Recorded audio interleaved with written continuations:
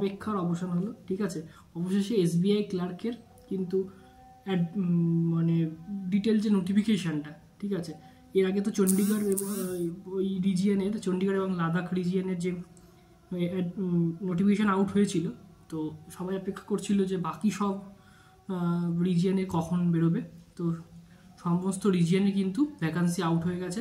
West বেঙ্গলের ভ্যাকান্সিও out হয়ে গেছে। ওয়েস্ট বেঙ্গলের জেনারেলের 504টা ভ্যাকান্সি রয়েছে। ঠিক আছে, সব মিলিয়ে সমস্ত ক্যাটাগরি মিলিয়ে 1254টা ভ্যাকান্সি রয়েছে। ঠিক আছে, কলকাতার মানে ওয়েস্ট বেঙ্গল রিজিয়নের।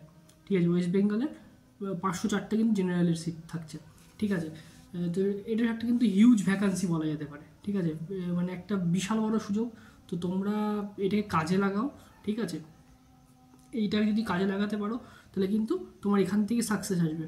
ঠিক আছে, যারা ভেঙে পড়েছিলে, ঠিক আছে, যে কবে হবে, কি হবে না হবে, নোটিফিকেশান আদৌ আসবে কি না, তাদের জন্য কিন্তু এটা সুবর্ণ সুযোগ।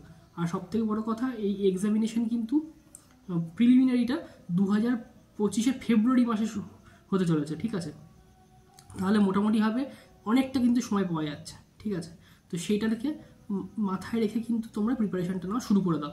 যা যা ভুল হয়েছে লাস্ট পরীক্ষাগুলোতে, সেগুলো থেকে কিন্তু রিকভারি করার এইটাই সবথেকে বড় সুযোগ। ঠিক আছে, যাদের প্রিলিমিনারি একদম পরীক্ষা পাস করতে পারছিলে না, তাদের কিন্তু এই পরীক্ষাতে জান লাগিয়ে দাও। ঠিক আছে, কোনো অসুবিধা নেই, একদম তোমরা ভালোভাবে প্রিপারেশন করো।